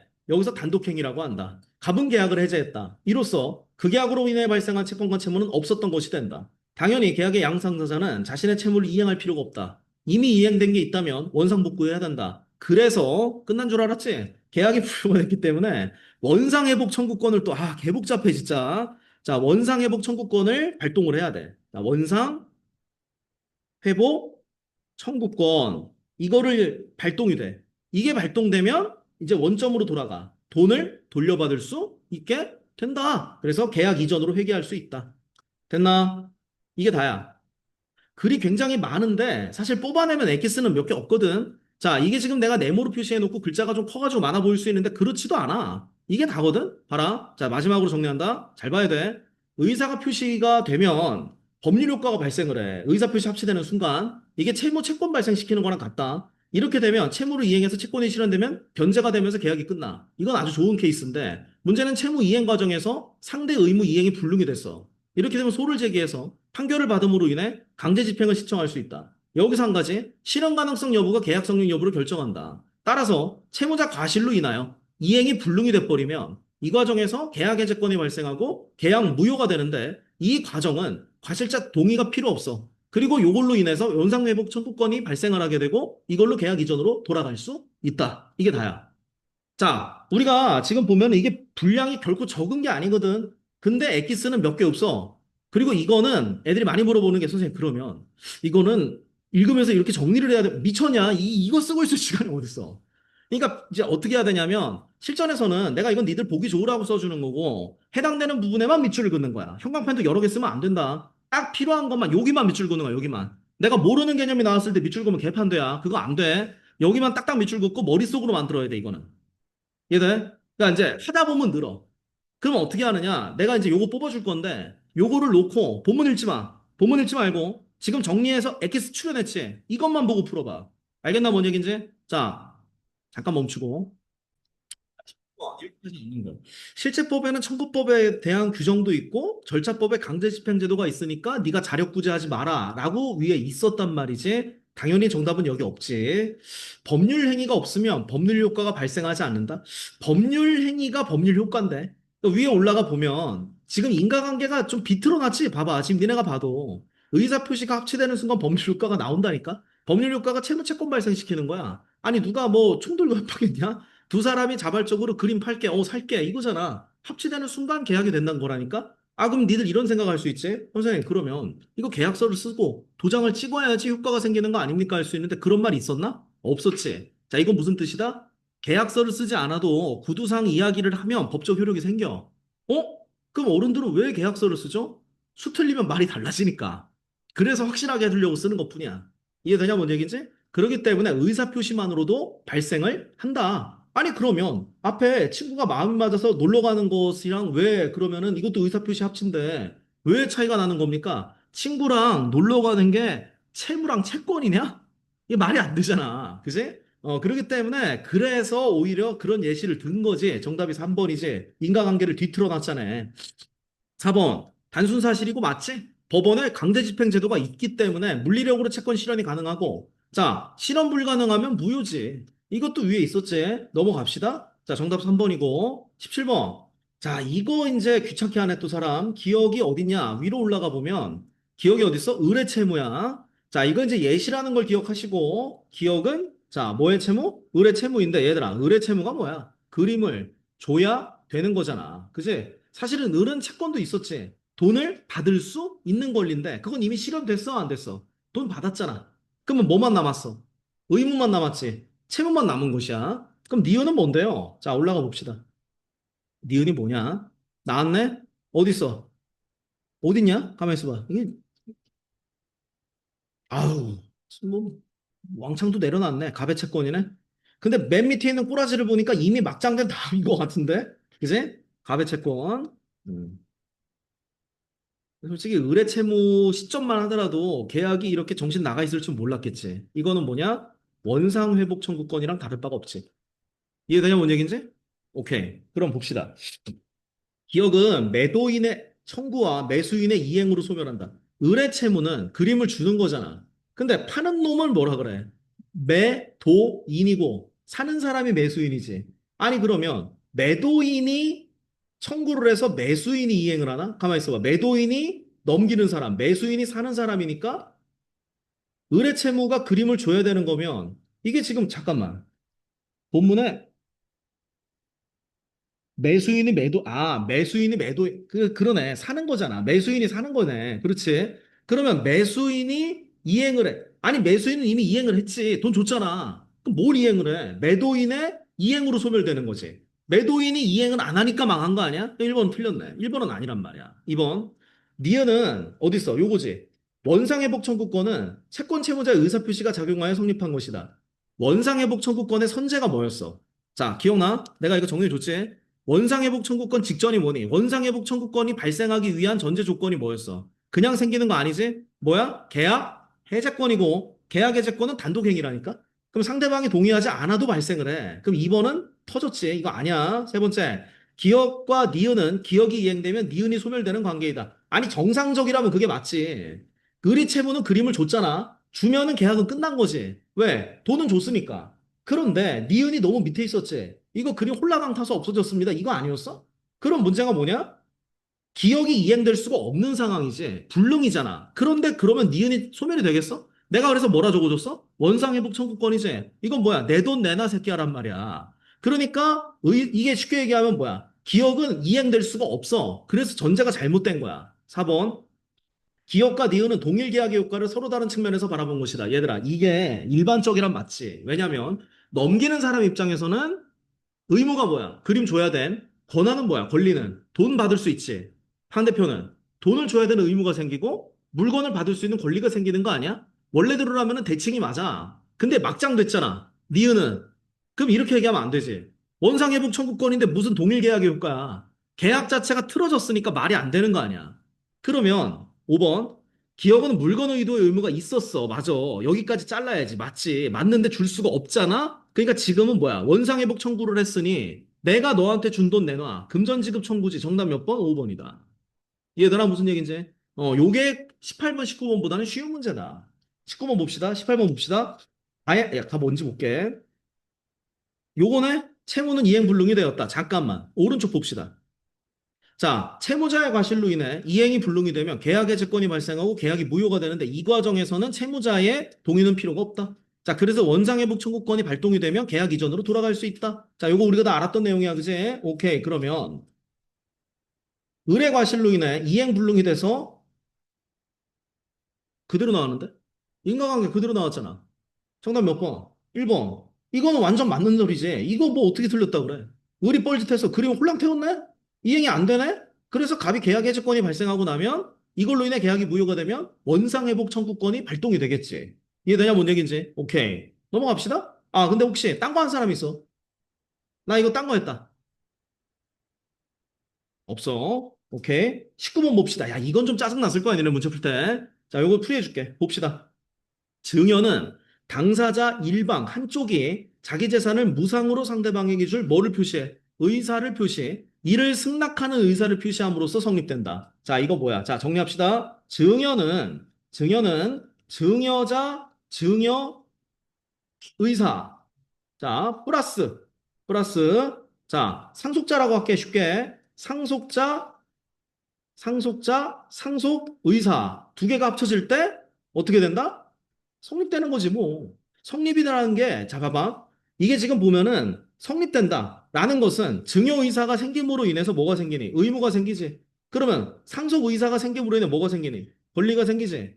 잘 생각을 해보면 일반적인 매매 계약이면 한쪽이 권리 의무 다 갖고 있고 요쪽도 권리 의무 다 갖고 있지. 요거 봐봐. 한쪽은 의무만 있고 한쪽은 권리만 있단 말이야. 여기서 차이가 나지. 이해되냐 무슨 얘기인지? 그런데 성립이 되는데 문제가 성립된다기보다는 정확하게 얘기하면은 의무, 권리가 발생되겠지? 그래서 이 과정에서 만약에 의무가 이행됨으로써 권리가 실현되는 순간 뭐가 일어나? 변제가 일어나는 거지. 변제 입구로 뭐라 그랬어? 계약? 응, 완료? 이거란 말이야. 됐지? 그 다음 유언은 유언자의 사망과 동시에 법률 효과를 발생시키려는 목적으로 하는데 자, 유언의 경우에는 트리거가 좀 복잡하지. 자, 일단 첫 번째 유언 내용이 있어야 될 거 아니야. 맞지? 유언 내용이 필요해. 여기에 자, 뭐야? 자, 당사자 사망. 이렇게 되면은 뭐가 생긴다? 법적 효과가 생기지. 법률 효과 발생. 음. 그리고 이 과정에서 알아둬야 될 것이 이 과정에서 다른 사람들, 즉 수혜자라든가 뭐 이런 사람들의 상대방 의사 표현 필요 없다라는 것은 이게 뭐야? 단독행위라는 거지. 이게 왜 그러냐면 봐봐. 예를 들면 아버지가 재산을 가족들에게 안 주고 사회 환원하신대. 근데 예를 들어서 상대방이 승낙하지 않으면 이게 통과가 안 된다고 생각을 해봐. 자식들이 이거 승낙하겠냐? 아니, 그리고 예를 들면 자식이 많은데 재산이 많아. 이게 100% 불난나거든? 그러니까 보통은 노인분들이 이제 보통 우리가 이미지는 뭐야? 돌아가시기 직전에 이제 임종 때 유언을 남기면서 재산은 어떻게 가지? 뭐 이런 얘기 하는데 실제로는 그렇게 안 하지. 왜냐면은 갑자기 돌아가시게 될 수도 있잖아. 그러면 사전에 뭐야? 만들어 놓지. 만들어 놓고 문제가 될까 봐 공증을 받아놔, 보통은. 그러니까 이런 말을 한 적이 있다는 걸 변호사가 증명해 주는 거야. 공증을 받아놔. 그리고 가족들 모르게 숨겨놔. 그럴 수 있어. 근데 돌아가셨다 이거야. 그럼 내용이 있고 돌아가셨잖아. 그러면 자동으로 실현돼. 내가 받아들이기가 싫어도 받아들여야 돼. 예를 들면 내가 장남인데 부모님 모시고 살고 있어? 막내딸도 있어? 근데 부모님이 똑같이 나눠 가지래. 나 불만 생길 수 있지. 근데 이미 부모님이 얘기했잖아. 받아들여야 돼, 말아야 돼. 받아들일 수밖에 없어. 이거는. 오케이? 1번 봅시다. 증언, 유언, 매매는 법률행위다. 의사표시를 요소로 한다. 맞지? 유언 내용이 의사표시니까. 이건 틀릴 수가 없지. 모든 게 의사표시지. 매매도 내가 뭐라 그랬어? 분명히 인과관계 잘 보라 했지? 자, 의사를 표시함으로 인해서 뭐가 발생한다? 법률 효과, 채무 채권이 발생한다는 얘기지. 넘어갑시다. 두 번째, 너무 쉽지? 자, 증여, 유언은 법률 효과를 발생시키는 목적이 있다는 점에서 문제. 이거는 사실 증여, 유언뿐만이 아니라 매매도 마찬가지지. 법률 효과가 발생되는 게 목적이지. 법률 효과 발생이 뭔데? 채권과 채무의 발생이지. 증여라고 하는 건 주고 싶은 마음과 받겠다고 하는 의사, 내가 이렇게 하겠다는 유언의 의사, 이런 것들로 인해 법률 효과가 발생시키는 게 목적이지. 이거는 틀릴 수가 없는 말이잖아. 세 번째, 증여는 변제 의무를 발생시키지 않는다는 점에서 매매와 차이가 돼. 잠깐만. 이게 얼핏 보면 매매는 변제 의무가 있지만 증여는 없을 것 같잖아. 이게 문제의 노림수가 뭔지 아냐? 첫 번째, 니들이 증여랑 변제라는 말에 대해서 선입견이 작용하기를 기대를 한 거야, 출제위원들은. 왜냐, 증여는 내가 선의로 주는 거지. 그렇게 되면 이게 의무가 맞나라는 생각이 드는 거지. 그러니까 쉽게 얘기하면 이런 질문을 한단 말이야, 어제도. 증여를 하기로 해놓고 안 주면 안 됩니까? 안 돼. 이거 의무야. 이거 주기로 했으면 줘야 돼.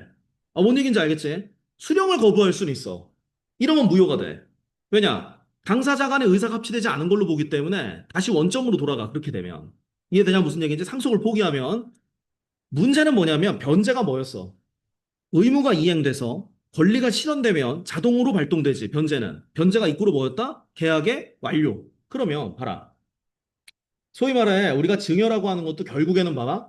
의무랑 권리가 발생하지. 줄 의무와 받을 권리가 있고 의무가 이행되어 받을 권리가 실현되면 변제가 되면 계약은 자동 종료가 된단 말이야. 그런데 왜 의무가 없어? 변제 의무가 있지. 둘 다 있지. 매매도 있고 증여도 있고. 정답 몇 번? 3번이다. 이걸 틀렸다면 인과관계의 파악 문제랑 두 번째 증여와 변제라는 단어를 자의적으로 해석한 거지. 왜냐하면 법률 용어로서 쓰일 때는 우리가 일반적으로 알고 있는 부분으로 가면 안 돼. 왠지 변제하면은 돈 빌린 거 갚는 것만 생각한다고 사람들이. 왜냐면 보통 돈 빌리는 문제로 법적으로 얽히면 변제란 용어를 쓰니까 의뢰 그런 줄 알아. 그게 아니란 말이야. 내 말 이해되냐? 의무랑 권리가 이행되면 변제가 일어난 거야. 꼭 돈을 갚아서 변제가 아니다. 뭔 얘기인지 알겠어? 네 번째, 증여는 당사자 일방만이 이행한다는 점에서 양 당사자가 서로 이행하는 관계를 갖는 매매와는 차이가 있다. 왜냐면 이행이라는 게 뭐야? 의무 이행이지. 주기로 한 사람만 하면 돼. 받을 사람은 받기만 하면 되거든. 근데 매매는 돈을 주고 받고 물건도 주고 받아야 되니까 대칭 구조가 생기는 것뿐이지. 증여는 양 당사자의 의사표시가 합치하여 성립한다. 그럼 예를 들면 준다 했는데 상속 포기해. 그러면 합치가 안 된 거지. 무효로 된다 그랬잖아 내가. 이해돼야 뭔 얘기인지? 근데 유언은 뭐야? 일방적으로 써놓으면 그냥 성립이 돼. 유언의 경우에는. 분란이 생기니까. 정답 몇 번? 3번이다. 이게 정답률이 30%짜리거든? 이거 맞은 사람 있냐, 혹시? 아, 있긴 있네. 오케이. 자, 그 다음. 또 귀찮게 하네. A가 어디 있어? A가 판결의 결과가 도출될 수가 없다. 결과 도출이지. 그라무는 정답이 1번이지. 2번은 태도. 3번은 출력. 4번은 등장. 5번 같은 경우에는 배출된다고 해야지. 정답 1번. 요건 틀린 사람 없을 것 같고. 다 받은 사람 한 명 있고. 하나 틀렸다. 하나. 두 개. 까비. 세 개. 자, 중요한 건 뭐냐. 비문학 문제가 잘 들어. 16문제 기준이라고 치자. 16문제 기준 8문제 이상을 맞으면 1등급 컷으로 들어가. 아니, 이렇게나 많이 틀려도 됩니까? 나머지 거의 다 맞으면.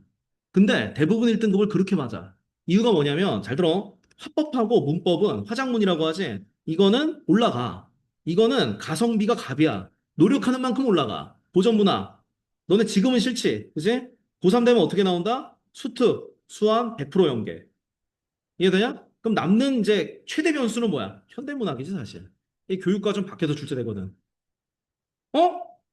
수능에서 50% 연계한다고 하지 않았습니까? 연계교재에서? 얘들아, 거짓말 한 적 없다니까? 문학을 통째로 봤을 때 절반을 100% 연계하면 50% 연계한 거잖아. 아, 이게 연계 안 해, 그래서. 이해되냐? 현대시 하나는 연계를 해줘. 불쌍한지. 근데 그것도 안 할 때가 있어. 선생님, 그럼 소설은 어떻게 나옵니까? 뭘 어떻게 나와? 작가만 연계되지. 근데 작가 연계가 니들한테는 의미가 없지. 작가의 특징을 모르니까. 예를 들면 유능길에 장마가 나왔어, 재작년에. 근데 소설은 뭐가 나와? 아주 잘생긴 우산 하나. 그럼 이 작품은 뭔데요? 출제된 적 있습니까? 없어. 처음 나온 거야. 알 길이 없지. 유능길에 대해서 알면은 내성이 생기지. 그러니까 현대문학을 정리할 때 어떻게 하냐면 수능문학 시간에 내가 늘 얘기하는 게 유형으로 정리해서 이 사람은 어떻다라고 얘기해주는 이유가 나올 만한 사람은 한정돼 있다니까. 얘기했잖아. 1994년부터 지금까지 수능이 30년 가까이 치러졌고 이 중에서 윤동주가 몇 번 나왔다 그래서 내가 윤동주 4회 4년 나왔어. 그 다음에 이육사 4회 김수영 3회. 11년을 3분의 1을 3명이 다 해먹었지. 왜? 나올 만한 사람이 그렇게 한정돼 있어. 이유는 연구하는데 50년에서 60년 걸린다. 이게 지나야 돼. 그러니까 너네 왜 수능 모의고사만 보면 왜 맨날 일제강점기랑 쌍팔년도 것만 나옵니까? 왜냐면 우리가 지금 2026년을 살고 있는데 1920년대 거 나오지 운수 좋은 날. 그게 무슨 니들 입장에서 현대가 아니야. 그게 고전이요. 100년 전인데. 근데 왜 그렇게 나와? 연구 끝났으니까. 그러면 1990년대, 2000년대, 막 2010년대 작품이 나와? 못 나오지. 왜? 지금 2026년인데 연구 진행 중이야, 지금. 연구가 안 되는데 어떻게 내? 두 번째, 아주 사소한 문제인데 살아있잖아. 이분들은. 살아있으면 어떻게 된다? 딴지 걸면 망해. 원작자가 아니라 하는데 어떡할 거야? 예전에 그래서 굴욕당한 적 있어. 평가원에서 최승호 시인의 작품을 냈다가 최승호 시인에게 틀린 학생이 메일을 해가지고 선생님 작품이 나왔는데 제가 이렇게 봤는데 틀렸대요. 이러니까 극대노에서 전화를 한 거야. 평가원에다가. 그래갖고 내시를 왜 그따위로 해석하냐? 아, 누구신데요? 최승호입니다. 어우, 그러세요. 막 이런 식이 되는 거야. 그래갖고 평가원에서 문제 만든 사람들 다 호출했어. 그래갖고 막 뭐라고 하고 결국에는 복수 정답 인정했단 말이야. 이러니까 어떻게 돼? 돌아가신 분들은 말이 없잖아. 그냥 옛날 사람들 걸 내지. 세 분의 공통점은 지금은 돌아가셔. 그러니까 이제 부담 없이 내는 거야. 그리고 두 번째, 옛날에 나왔고 연구가 끝났었다 하더라도 나오기가 껄끄러운 경우 친일 행적이 있어. 이러면 냈다가 어떻게 돼? 국민들한테 가루가 되도록 욕 처먹지. 학생들한테 친일파 시를 출제하면 어쩌자는 거냐? 삐뚤어진 가치관을 심어줄 거 아니야. 난리가 나. 그럼 나올 사람이 정말 한정돼 있어. 이해되냐? 그래서 유형이 몇 개 안 돼. 근데 시인 유형이 6장밖에 안 돼, 포용지. 그러니까 그것만 외워도 거기서 다 나와. 그러니까 얘기하지만 어떻게 대비할 거냐는 이제 이런 방법으로 대비를 해야 돼. 그래서 중요한 건 뭐냐? 16문제 중에서 8문제 이상 맞고 여기서 만약에 한두 개 틀렸다. 1등급이야. 근데 만약에 16문제 중에서 5문제 이상을 맞았다. 이러면 너무 못 본 거 아닙니까? 할 수 있는데 이게 2컷이다. 2등급. 2등급 점수대가 니네 생각보다 낮아. 60점대야. 67점인가 그래. 아니 그럼 다 맞을 수 있는 거 아님? 겠냐? 겠냐예요. 얘 실전 들어가 봐. 비문학 다 틀려. 야, 봐봐. 너네 지금 안전장치 다 만들어줬지? 우선순위 추려놨지? 이 상태로 풀었는데 다 틀린 사람은 아무도 없어. 너네 이거 던져주고 내가 5분 주잖아? 그러면 다 틀리는 놈들 나와, 안 나와? 나와. 전멸해, 실제로. 그러니까 준비하고 안 하고가 차이가 나지, 당연히. 그래서 덕지덕지 다 안전장치를 다 발라놓고 이 상태에서 붙어야 그나마 승산이 있어. 이것도 다 추려줬잖아, 지금. 그래도 틀릴 수 있지. 심지어는 어떻게 나오는 경우도 있느냐? 우선순위 하나인 경우도 있어. 얘들아, 뒤에 봐봐. 경제지물인데 몇 개만 봅시다. 얘들아, 예를 들면 27번 봐봐. 이거 우선순위 한번 추려볼래? 내가 거기 들어서 여기 봐봐. 내가 최종 결론은 표시를 해줄 테니까 요거를 보고 니들이 추려봐. 봐라. 봐봐. 그 다음.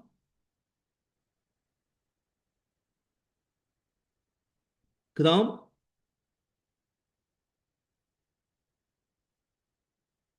자, 그 다음에. 그 다음에. 오케이. 노란색 부분이 최종 결론이요. 보이지? 자, 그럼 노란색 부분의 결론에 도출하기까지 필요한 조건이 어디에 있는지 한번 빨리 봐봐. 1분 줄게.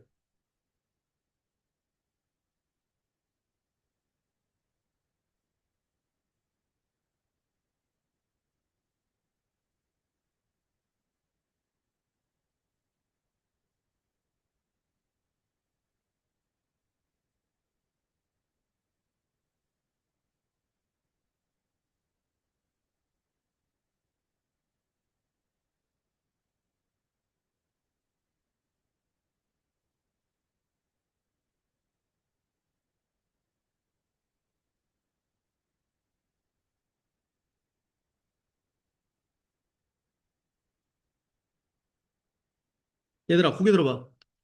비슷하게 나왔는지 봅시다. 자, 1번 봐봐. 국내 통화량 증가, 유지, 장기간에는 실질 통화량 안 변해. 그래서 노랗대. 내용 신경 쓰지 마. 아, 선생님, 개 어렵습니다. 실질 통화량이 뭡니까? 신경 쓰지 말라고. 자, 내가 얘기했지. 지난번에도 경제지문 나올 때 얘기했지. 예를 들면은 미국의 수출량이 증대가 되면 세계에 뭐가 유동성, 공급이 감소된다 그랬지. 원인 결과지. 그리고 상관관계지. 반비례 관계잖아. 얘가 증대되면 얘는 감소되지. 왜? 질문하지 말라 그랬지, 내가. 그걸 질문하면 경제야. 그걸 질문할 시간이 없다니까. 그런가 보다 해, 그냥. 여기서 파고들어서 자꾸 여기서 더 알아야지 풀 수 있을 것 같은데, 아니, 몰라도 풀 수 있어. 여기 집착하니까 틀리는 거요. 이해되냐? 얘 봐봐. 전체 몇 개야, 그러면? 하나, 둘, 셋, 네 개지. 여기서부터 여기까지가 한 덩어리니까. 전체 네 개다. 나머지 어떤지 볼까? 니들도 할 수 있어. 2번. 신축적인 경우와 장기적 경직적인 경우에 비해서 국내 통화량 증가에 따른 하락폭이 작대요. 3개. 세 번째, 물가 경직성에 따른 환율의 오버슈팅은 물가 조정보다 환율의 조정 속도가 빨라서 3개. 환율의 오버슈팅이 발생했어. 외국인 투자 자금이 국내 시장에 민감하게 반응해. 그럼 3개로 보이겠지만 결과가 뭐야? 커진다고 돼 있지. 상관관계 끼고 가니까 4개지. 5번. 2개지. 누가 봐도. 자, 이거 우선순위 몇 번 하면 몇 번이야? 너무 쉽지? 1번 아니면은 4번을 숨겨놨겠지, 이 새끼들 이거. 그리고 5번은 최악이지. 야, 봐봐. 니네가 나중에 3학년 되면은 다급하니까 6월 모고 보고 나면 애들이 멘탈 깨져서 무슨 얘기 하냐면 어떤 놈들은 들어온 지 얼마 안 되면 이런 얘기 해. 아, 선생님, 그러면 선지가 제일 긴 놈을 찍으면 됩니까? 이러는데 되겠냐? 겠냐예요. 지금 제일 긴 놈은 5번이야. 5번은 제일 쓰레기인데 지금. 그러니까 선지 길이랑 상관이 없어. 이해되냐 뭔 얘기인지? 1번이 짧지 지금 보면. 지금 보면은 그렇게 길지도 짧지도 않은데 사실 4번도 길긴 하지만 1, 4번이 사실은 같은 비중이란 말이야. 출제위원이 문제를 답을 숨겨놨다고 했을 때 1번 아니면 4번을 숨겨놨을 가능성이 높다니까. 이런 식으로 하나만 더 해보자 마지막으로. 요건 조금 어려울 수 있으니까 31번 봐봐. 이거 읽지 마. 미세 조정 정책 수단이 뭔지 관심도 갖지 말고 그냥 1, 2, 3, 4, 5번 보면서 전제가 많은 선지가 어디 있는지 한번 보자고. 1번 봐봐. 예를 들어서, 봐라. 얘들아, 1번하고 5번 있지? 느낌이 좀 어떤 거 같냐? 보여야 되거든, 지금? 2, 3, 4번하고 1, 5번 같은 경우가 같이 보이나? 예를 들어서, 봐봐.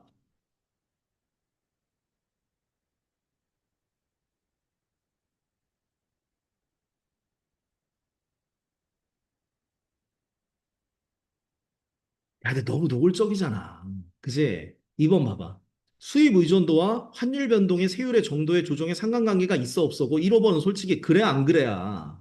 내 말 이해돼? 1, 5번은 제껴야지. 2번의 경우에는 몇 개야? 전제가. 한 개지. 3번 몇 개야 도대체? 하나, 둘, 셋, 네 개인데? 4번 봐봐. 환율이 급등 원인. 잘 봐. 환율 급등 원인. 물가 가파르게 상승 결과. 자, 수입대금 지급이라는 것이 목적이고, 외화를 빌린, 잠깐만. 수입대금 지급을 위해 외화를 빌린 수입업체에 지급 보증을 제공한다.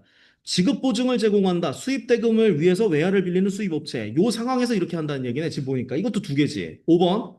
이건 말할 것도 없지. 그럼 우선순위 몇 번인데? 그냥 3번 아니야. 3번 먼저 보는 거지. 근데 그렇다고 3번 찍지 말고. 내 말 이해되냐? 이거는 뭐 어디까지나 먼저 보라는 얘기지. 발악하면서 보라는 얘기가 아니야. 우선순위 이렇게 하나씩 나오는 경우도 있어. 근데 쿨하게 찍으면 안 된다고. 인생 걸고 도박하지 마. 이거는 어디까지나 먼저 보라는 거야. 다시 얘기하지만. 근데 물론 이제 시간이 정말 없다. 더럽게 없다. 뭐 내가 시간 배분 이미 꼬였다. 뭐 문제 한 10문제 남았는데 마킹도 하나도 안 돼 있고 시간 5분 남았다. 망했지. 못 풀어 절대. 그럼 어떻게 해? 이렇게라도 해야지. 근데 이렇게 가면 안 되겠지. 이해되냐? 숙제 내줄게. 다음 주까지 내가 두 개 내줬지. 29번 해보셔. 왜냐면 28, 30은 안 돼. 이거 적용이 안 되는 거야. 이거 28, 30은 쉽다. 여기 희한하게 30번이 3점인데 29번이 좀 더 어려워 원래. 이건 단순 적용이거든. 그 다음에 이건 뭐 알아서 하시면 되니까. 그리고 자, 잘 들어. 그러면 몇 번 해야 돼? 지금 29번 한번 저 뭐야 우선순위 도출해가지고 오시고 그 다음 본문을 읽으면서 잘 들어. 문제는 풀지 말고 본문을 읽으면서 이거는 경제 지문이니까 뭐가 많이 드러나겠어. 상관관계 많이 나오겠지. 자, 그거 도출해놔. 알겠어? 그럼 다음 시간에 왔을 때 제대로 돼 있는 게 맞는지 확인해 보고 문제 풀면 는단 말이야. 이해되나? 그리고 집에서 혼자 푸는 거 중요하다. 해야지 당연히. 하는데 어떻게 해라. 인과관계, 상관관계, 과정을 위주로 뽑아내는 연습하시고 그다음에 우선순위 도출하고 들어가란 말이야. 내 말 이해돼? 꾸준히 연습해야 늘어. 알겠어? 뭔 얘기인지. 그래야 들어. 자, 여기까지. 고전 문학 듣는 사람 빼고 철수합시다.